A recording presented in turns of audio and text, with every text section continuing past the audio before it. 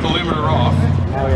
The Boxer is armed with a 50 caliber machine gun on top with a remote controlled weapon station, so the gunner doesn't have to be on the deck of the vehicle and he can be safely inside the vehicle when firing, giving it an effective range for about 2 kilometers. What we see here is the engineer vehicle of the Boxer.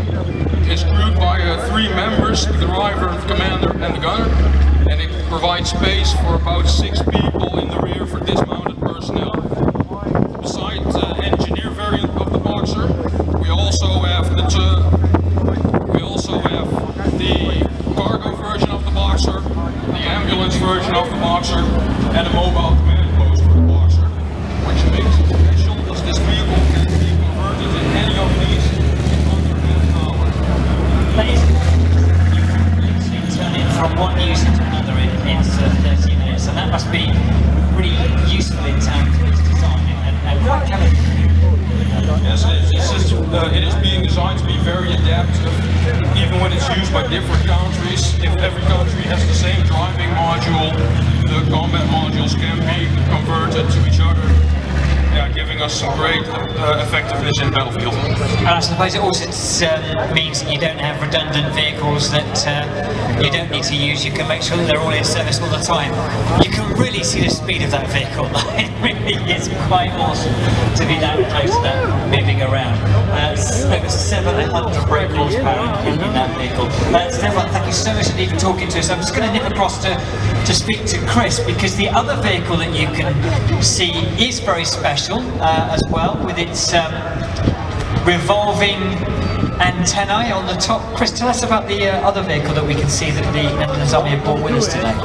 Yes, good afternoon everyone. This is the Leopard PRTL, the anti-aircraft Leopard, brought to us by courtesy of the Royal Netherlands Army Historic Collection. They've been joining us for the last 5 years with some significant vehicles. This year they came with 5 low loaders from the Netherlands, 3 for the 2 boxes they brought down for an Army liaison Leopard recovery you saw just earlier, and they kind of brought as well the PRTL.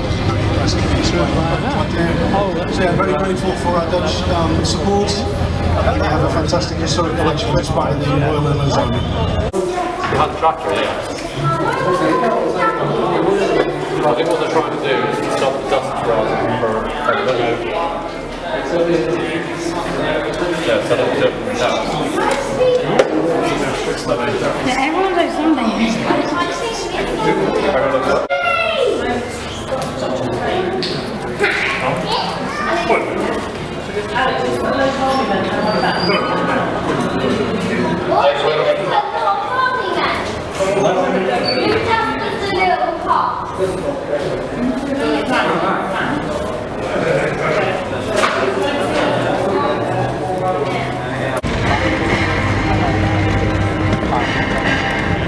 So, ladies and gentlemen, this Panther you're looking at, as I mentioned earlier, has been brought over from France with a great history behind it. French resistance were looking for German tanks in France when they were going back into putting the French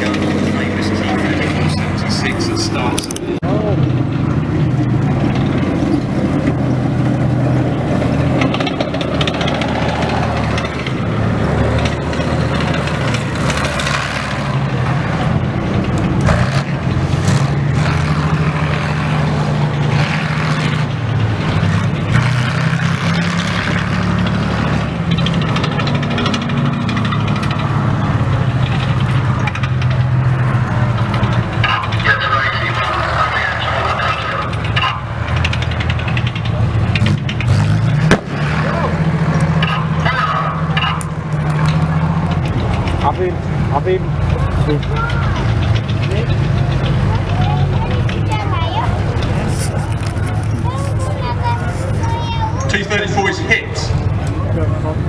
Now you can see the other T-34 is desperately trying to spot where the fire's coming from.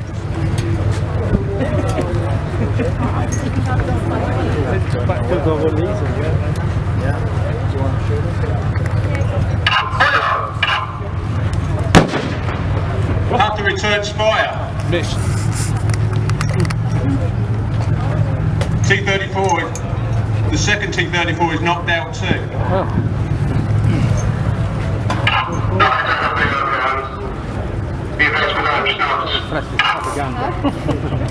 The commander's happy, he's cracking out the schnapps. Oh, he is.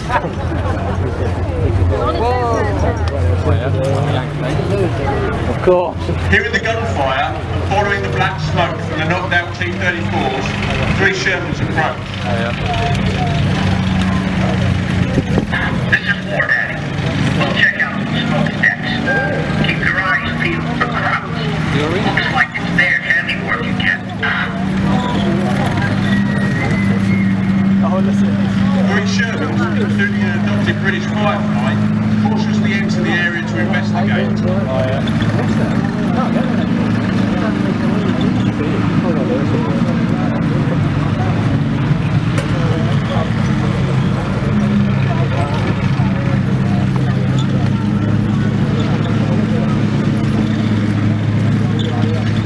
So there's our lovely late war M4E8 Sherman, the one that we used in our Fury movie at the front there. Cast hull 75mm gun Sherman in the middle, and there our 17-pounder Sherman as well that's borrowed to us here today from the Brussels tank collection. Pretty unlikely they've been together like that, but if you look at some of those wartime photos, it's amazing what different Shermans were actually being served in the same units, and we like to think that there was at Marquez this fantastic supply of Shermans at the end, but in action, they was borrowed down 75mm gun Shermans in the front line. We didn't have that 76mm guns, so again that idea of mix and matching right together.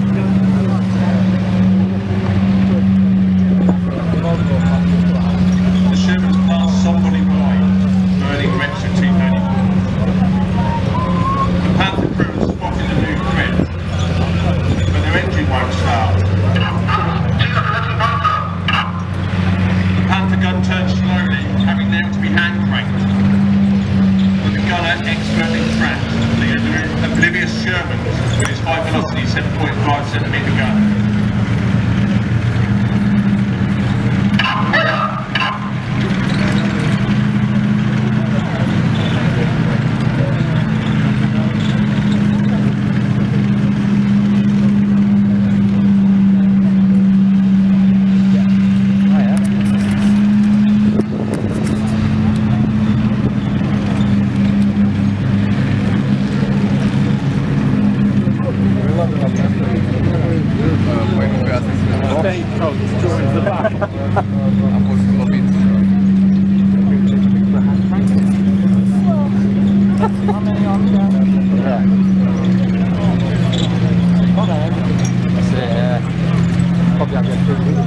So as the Shermans go by again, just a small point there that often we say, so look at the Panther, look at those Shermans, were they really an equal match?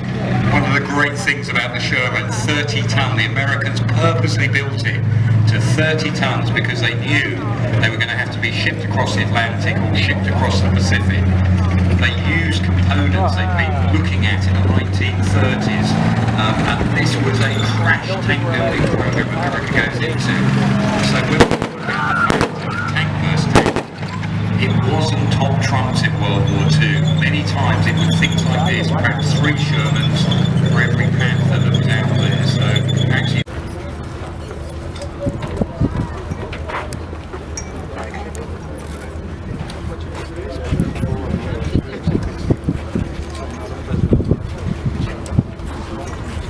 The Kugelwagen and Kettenkrad arrived quickly, and the mechanics will need to get to work to offer any hope of having the Panther fight again.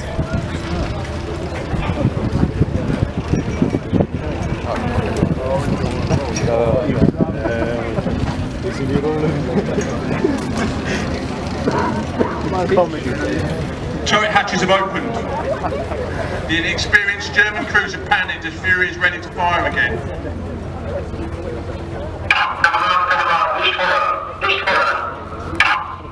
It's all over for the crews and they're waving their white flags. With a face like thunder, the Panther commander reluctantly comes out and surrenders to the Americans.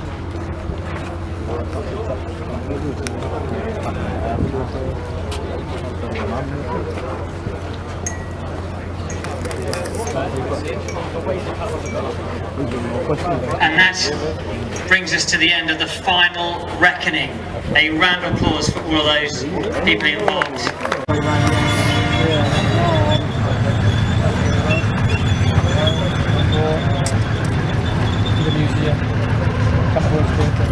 The thing was, the government spent all the money, the Navy and the Air Force got all the money, and the Army had what was left. So, ladies and gentlemen, as we move some of the vehicles off the arena, there's some interesting stuff out there. Panzer III, the Tank Museum's Panzer III, you can see, captured in North Africa, brought back for evaluation. It's been a regular runner here at the Tank Museum for some time. Next to it, the Sturmgeschütz, give a good opportunity to see those two vehicles together. Privately owned Sturmgeschütz, absolute wreck, has been put together very cleverly on a modest budget by its owner. Go and have a look at that as well. You've got an opportunity that is in the tank park.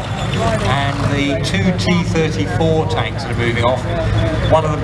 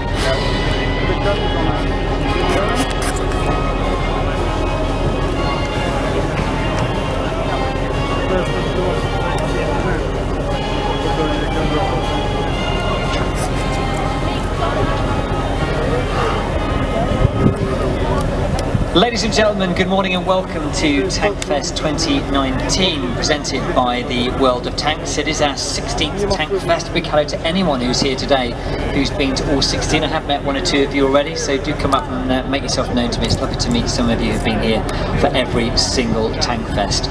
The rides have now ceasing, so we'll have no more rides around the main arena.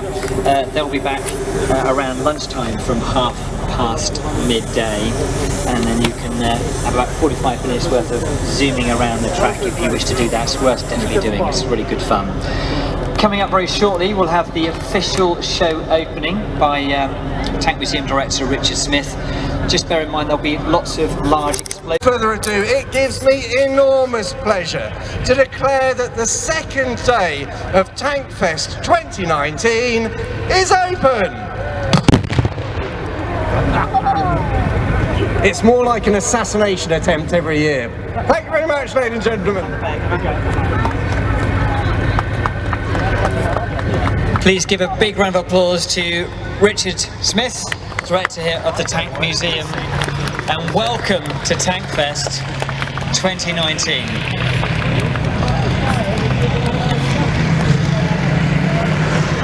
As these vehicles make their way out, you'll hear the roar of the Jagdpanther, and I'm privileged to be joined by Mike Gibb from the Well Foundation, also Hilary Doyle, who has known David Fletcher since the 1960s. He's the German equivalent in terms of his knowledge of the German army, and they'll be talking you through the Jagdpanther as it goes around the arena shortly.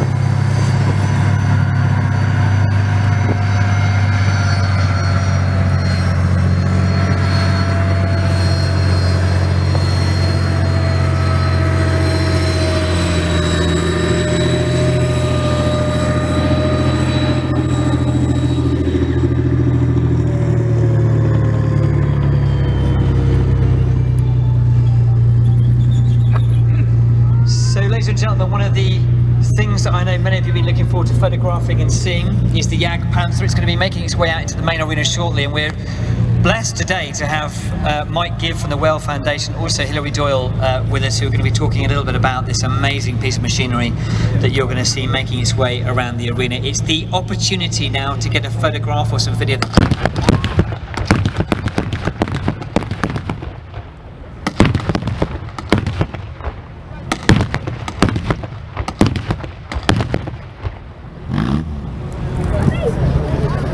You right there, Jack? Yeah, that's right. You're right.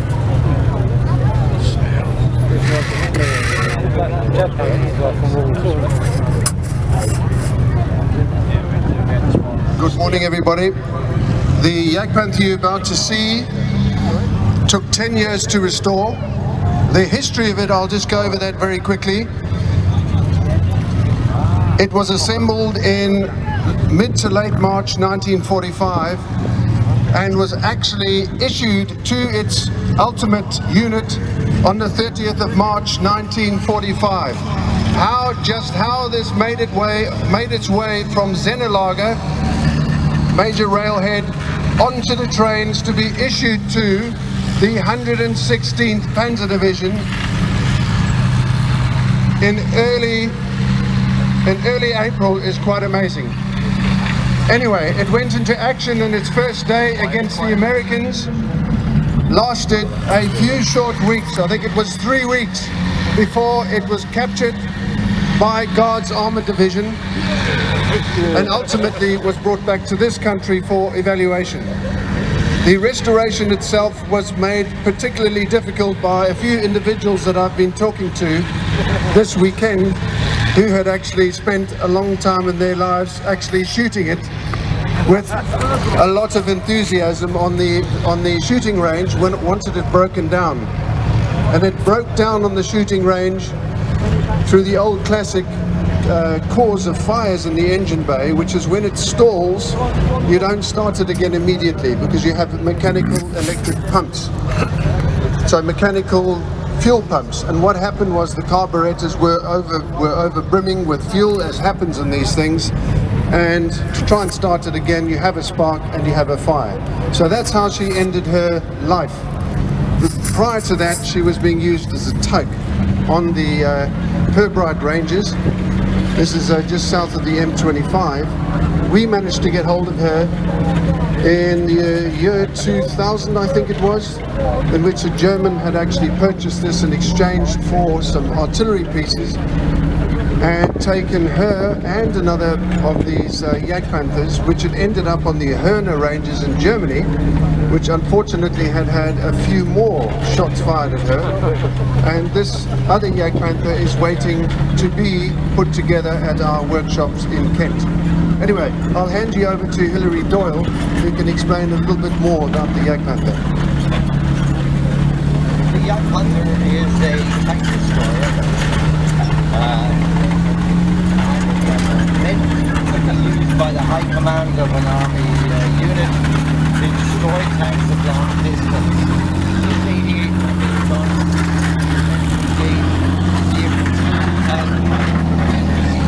So for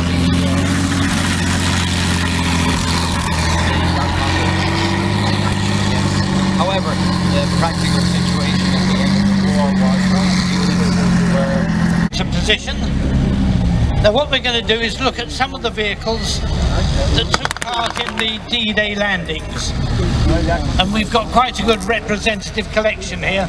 The first one into the arena is the Jeep, probably one of the best known military vehicles of all time, known as the quarter-ton 4x4 in American speak, but basically a field car with four-wheel drive, seats for 4 people, but used for just about every imaginable thing you can think of, and incredibly useful.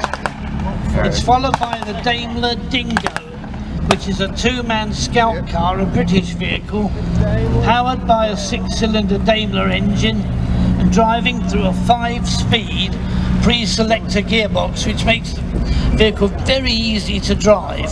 You've got a pedal, rather like the clutch pedal, but it's really a gear change pedal. It's quite weird, but once you get used to it, they're a marvellous thing to drive, except you're sitting in a rather curious position, because you have to look out over your left shoulder to see what's happening when you're going backwards.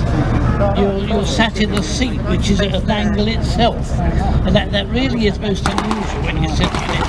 But that's the Daimler Dingo.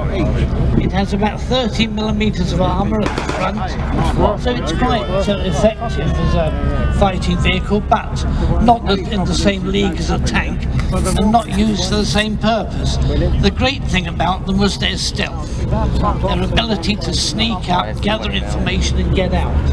That's what they were really meant for, and one of the best inventions of the war, I think.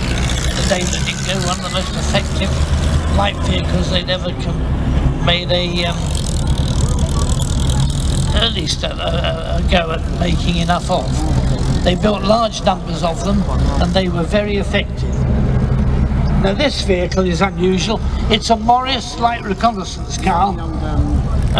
And again, it takes a 3-man crew in this case. The driver sits in the middle, and it is, I can tell you because I've driven one, horribly uncomfortable to drive, because your legs stick out horizontally in front of you. And it's very, very uncomfortable to get the hang of driving one of those things.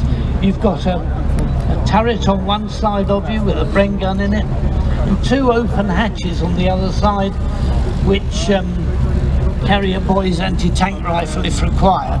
But they were used on D-Day mostly by the Royal Engineers, and mostly as liaison vehicles, so they usually operated without the turrets, which is why when you saw them on D-Day, and they had Royal Engineer officers inside them, just using them up really.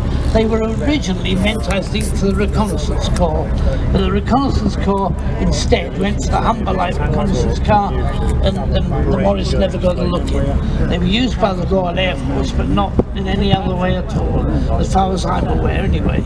That's a Mark II. It's got driven front axle. You can usually tell they're a bit higher at the front than Mark I. Otherwise they look very much the same. And I want to just add that the white star you can see on the side, a lot of people seem to think that only applies to American vehicles. It doesn't. The white star was the Allied recognition sign for D-Day, and all vehicles of whatever nationality but on our side all wore the white star to identify them. Now the vehicle coming around behind me at the moment is the Daimler armoured car. It's basically a scaled up version of the Daimler Dingo. It has a 6-cylinder Daimler engine at the back, turret, a revolving turret mounting a 2-pounder gun, and normally carries a crew of 3, 2 in the turret and 1 in the front as the driver. But one of the 2 turret men could slip down into another seat and was effectively facing backwards. So he was able to drive the vehicle out of trouble if it got into trouble and that sort of way. But there, again, it's an armoured car. It's got quite a punch. The 2-pounder has still got a good gun, but not good enough for taking on a tank. And in that, they were okay against other light armoured vehicles. But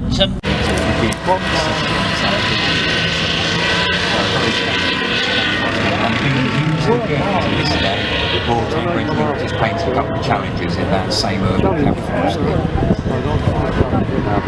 So now one of the tanks, again, a lot of these vehicles were sort of almost overlapping service. So the Ferrets will service with the Centurion, and the Centurion's replacement was this tank coming on now, the Chieftain.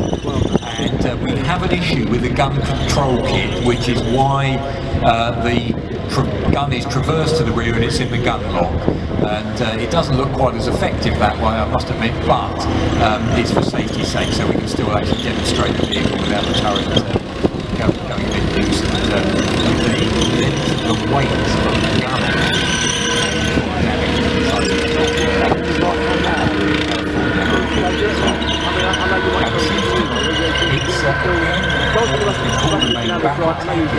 we've given up on the idea of having different types of tanks and different roles. Take on the cruiser and the infantry role together. Very thick steel cast armour on the front, very thick armour on the needle point turret.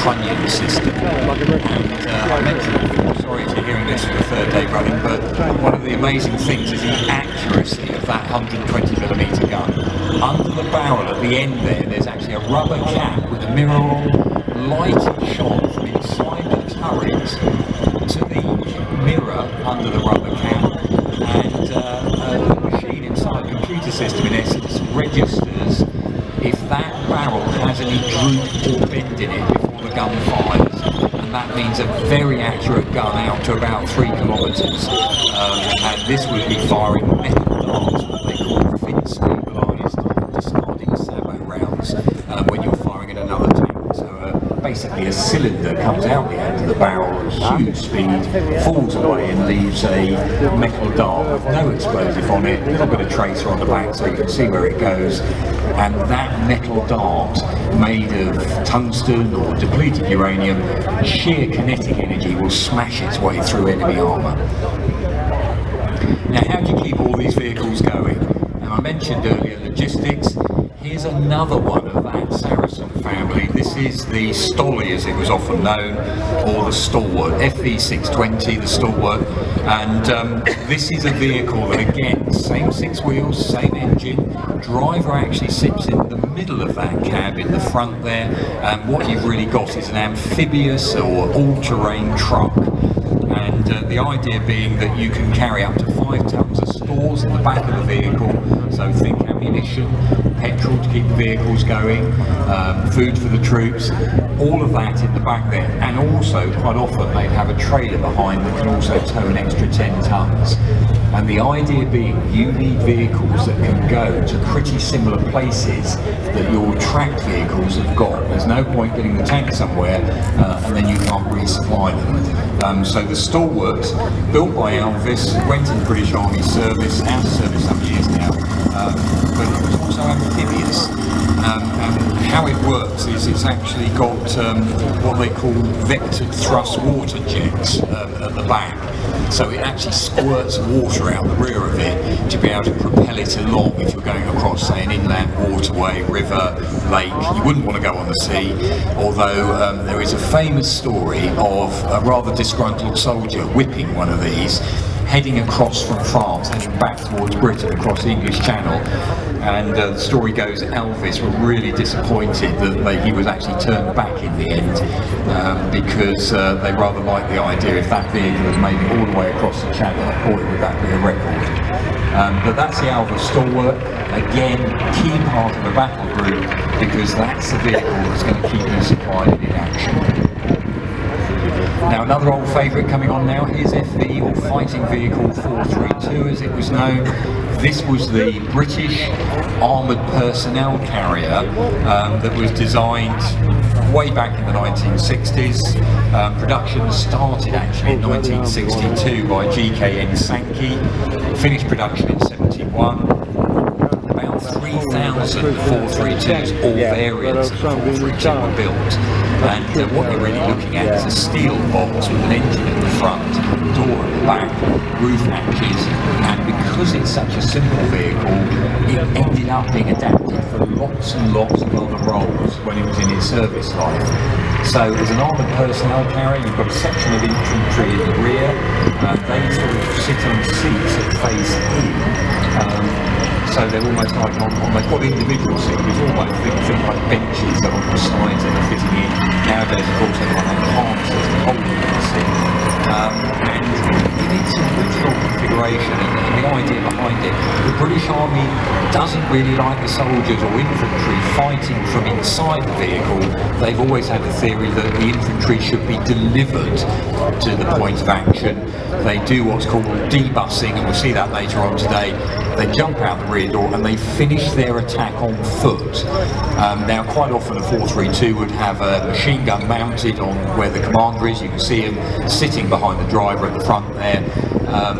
Nowadays we tend to have what they call infantry fighting vehicles, and we'll see the Warrior a bit later on. It's got slight differences, but that theory about delivery rather than fighting from the vehicles is still maintained in the British Army. 432 still serves, by the way, it's called Bulldog, and they're finding other roles again for a lot of the armour rather than scrapping it. Sometimes we find other things to do. Now this six-wheeler coming on now, this is Cougar, and this is another one of these vehicles that's based on a family. The original, the parent family vehicle, was designed out in Switzerland by Mowag, and it was called Piranha. And that vehicle in various configurations have been sold built under license by a number of different countries, and this particular version was built by General Motors of Canada, built from 1977 onwards.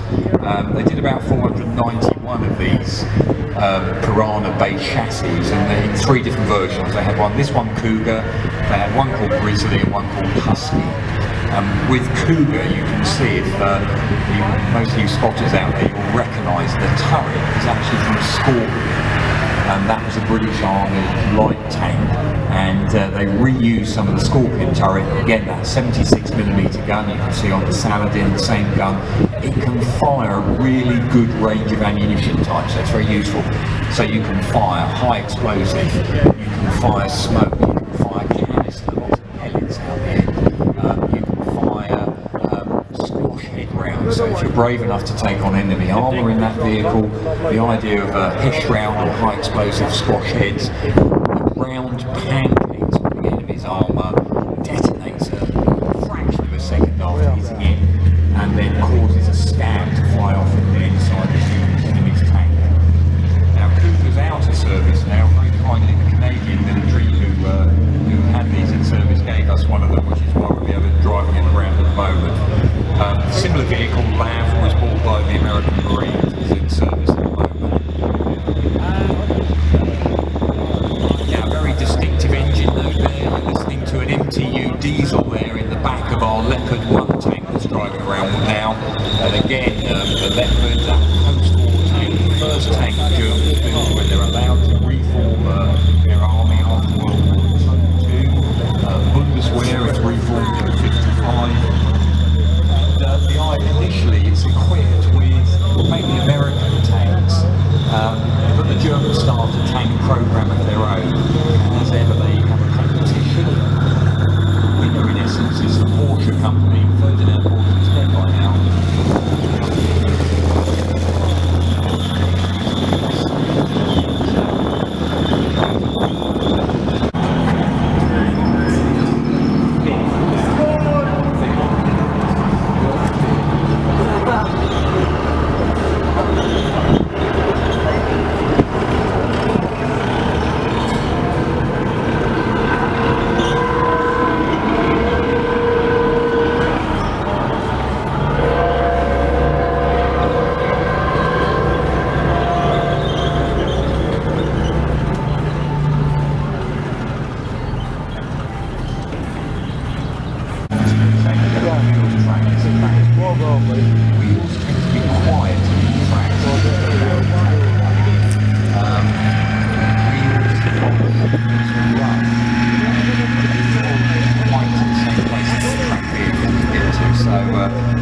Merits and demerits on both types. So Challenger 1, really good looking tank is Challenger 1, as you can see that coming around with that lovely faceted shaped turret.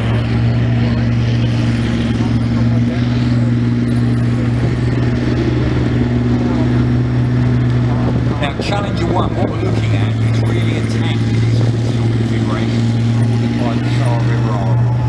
Shah of Iran ordered about 3 different types of tanks back in the 70s, one of which is just basically a souped-up chieftain. One tank would be ordered, 125 of a tank was going to be called Shear 1, and that really was a chieftain with a brand new infantry, and you can see that inside that. And then over 1,000, about 1,225 Shear 2.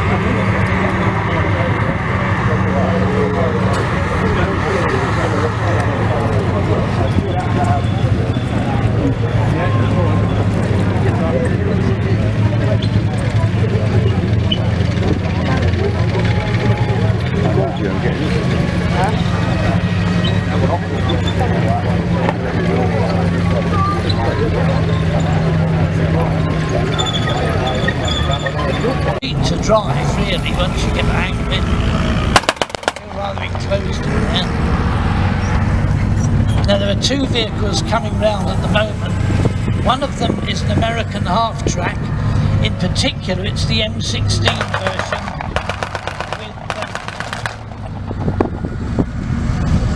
with quadruple Brownings in a rotating mount at the back. It's designed as an anti-aircraft vehicle, but because the Luftwaffe was nowhere to be seen much on D-Day, there wasn't really much aerial activity at all. But they were used as anti-personnel weapons. But the basic vehicle, the half-track, was extremely common. They were American built, but they were used by American and British forces as armoured personnel carriers, tractors for anti-tank guns, that sort of thing, and as general runabouts. She even had ambulance versions of it. But that's really quite an astounding vehicle. They were built by White originally, and by a number of other American manufacturers, and it's fitted with a driven front axle. Now that's quite unusual compared, say, with the German half-tracks, which have longer tracks but don't have a driven front axle. In that sense, it gives them a good off-road performance. It also means that if the vehicle breaks down, you can, if the tracks pack up or anything like that, you can more or less get back home running on the front axle with the driven wheels. But that's about the only way. They really are an interesting vehicle. They've got a winch on the front. You can see the powered winch sticking out in front of the vehicle, which gives them a bit of extra cover for winching themselves out of trouble. And they're a very distinctive vehicle. You can spot them at once.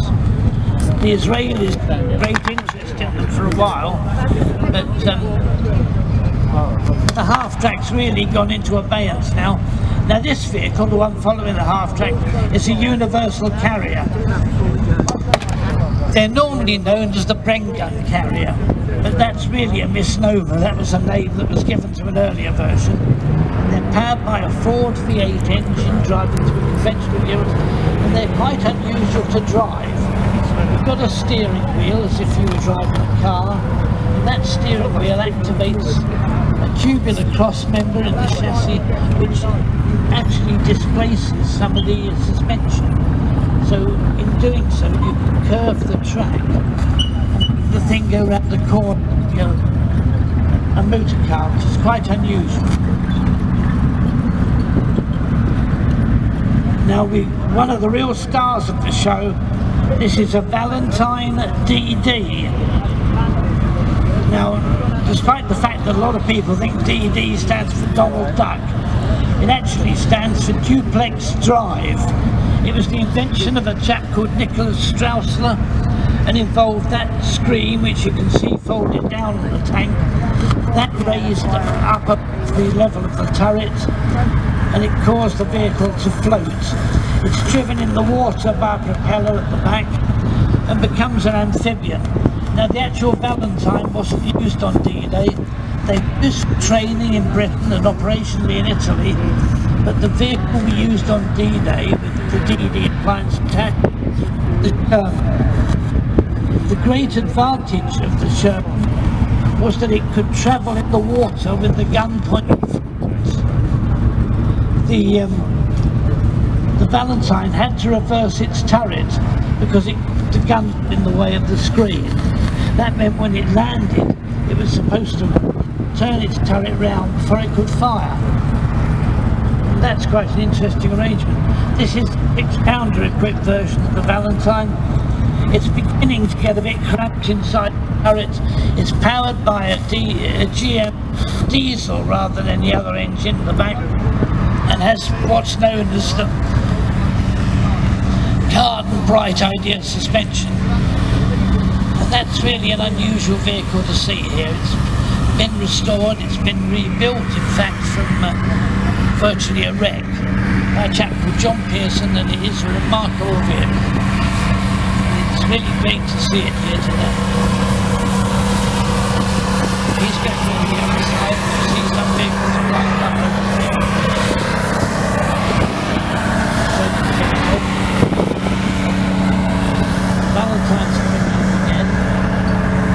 got the driver in front, 2 men in the turret, and the 6-pounder gun for when you really need it.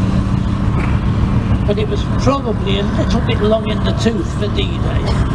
They were actually used, there was a dreadful accident just outside Poole Harbour, not far from here, and an event known as Exercise, which involved 47 wood yard and involved 6 veterans being sunk in rough weather, which they will do. They aren't looked after properly.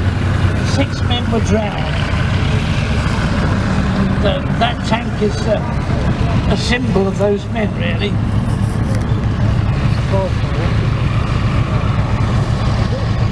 Now, this next vehicle is a Stuart M3A1, a Stuart 3 British terminology. It's painted in desert colours, but the same machines were used on D-Day, mainly as reconnaissance vehicles.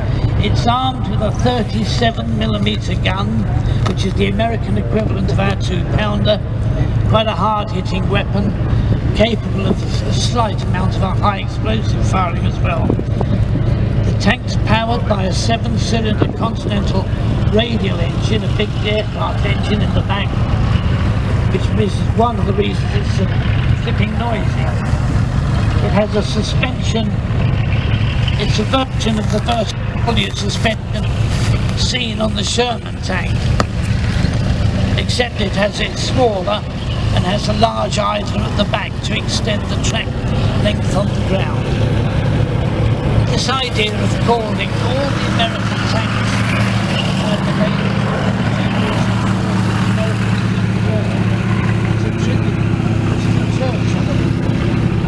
he put out a diktat really saying that they would only bear the names of these generals and not the rank of general, in case that confused anybody thinking of real generals. So,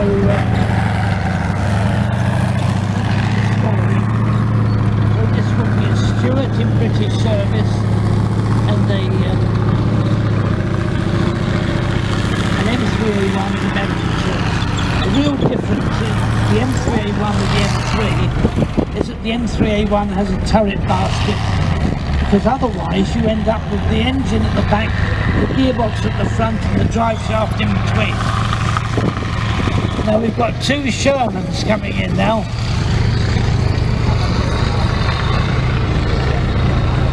This is the first one. It's an M4A1 Sherman,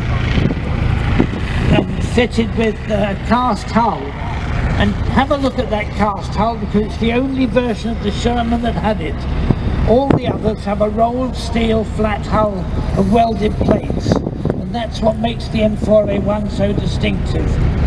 It's powered by a 9-cylinder Continental radial air-cooled engine, quite a big engine in its day, and a very noisy one, but that's how they were done. And it drives to a 5-speed, or not a a 5-speed gearbox at the front. So the driver's got good control of the gearbox, but the shaft from the engine to the gearbox runs along the midship section of the tank, which means that the crew of the turret are in a basket above the tank, and therefore are able to go down and fire in any direction.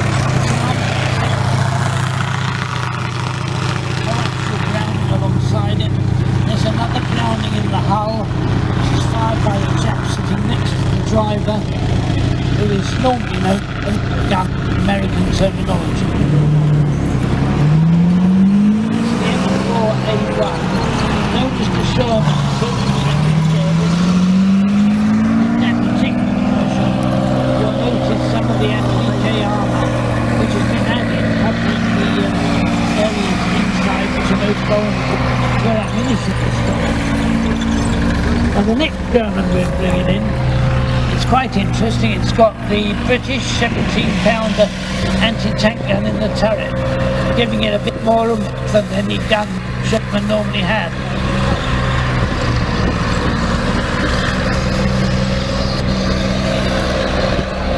you'll notice that the gun has been painted a lighter colour at this outer end.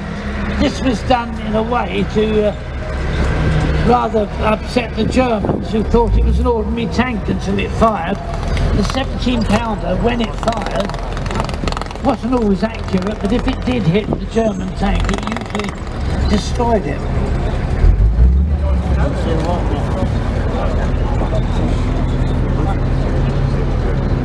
Right. Try that. Now, you can see those two tanks parked side by side.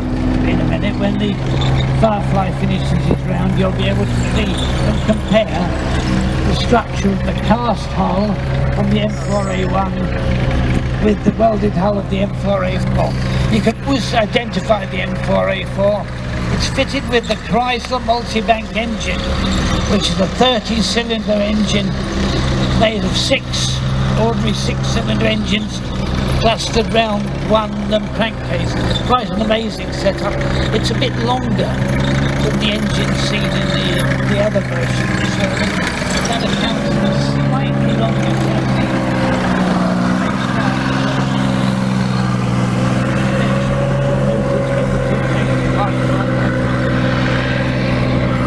That particular tank has come over here, the Belgian Tank Museum in Brussels, so it's a very well. We've got a Firefly on display, but ours doesn't work. There's a fully operational one, so that really is something to see. Now he's going round.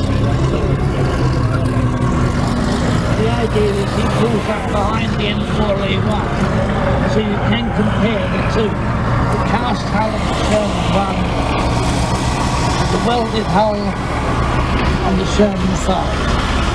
Quite an interesting comparison. Now this last vehicle, unfortunately, isn't really a D-Day vehicle. German vehicles are rare and hard to get. This is a Hetzer built in Czechoslovakia, but under German control. They weren't to be seen on D-Day. And a two-man crew, commander's in the top, he's got the radio, he'll have the binoculars, etc.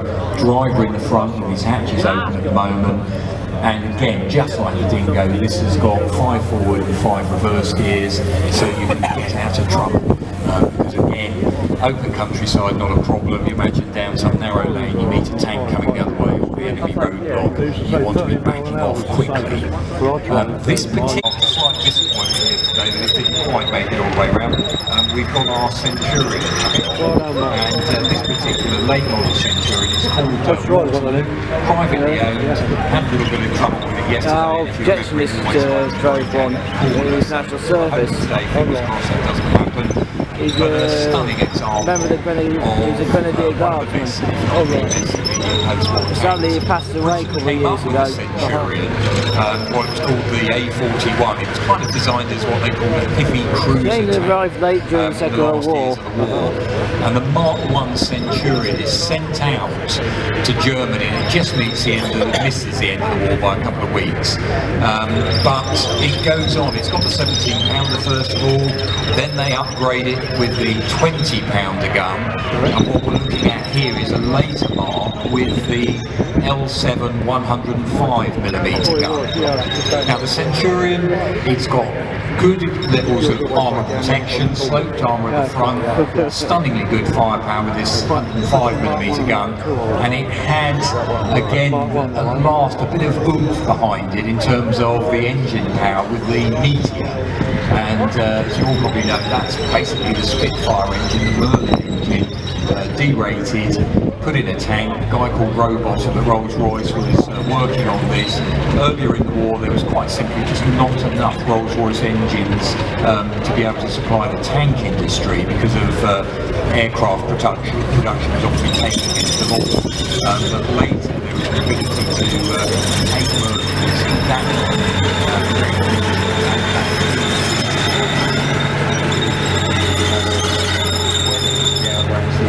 all around the place. Early days, they aren't huge at first.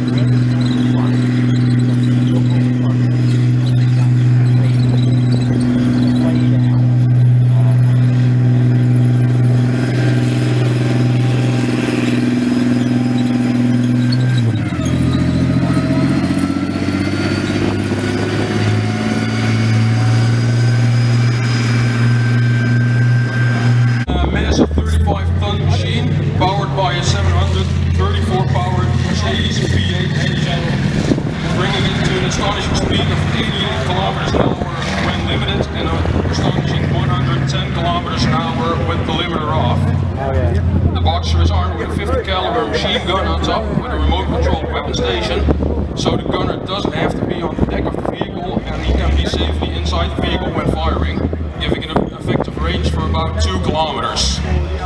What we see here is the engineer vehicle of the Boxer. It's crewed by 3 members, the driver, the commander and the gunner, and it provides space for about 6 people in the rear for dismounted personnel. Besides the engineer variant of the Boxer, we also have the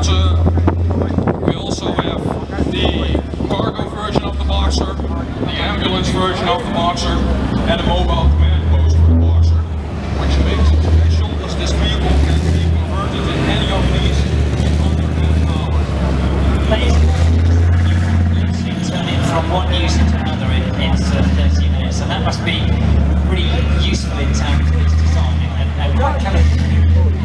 Yes, it is being designed to be very adaptive, even when it's used by different countries. If every country has the same driving module, the combat modules can be converted to each other, giving us some great effectiveness in the battlefield. And I suppose it also means that you don't have redundant vehicles that you don't need to use. You can make sure that they're all in service all the time.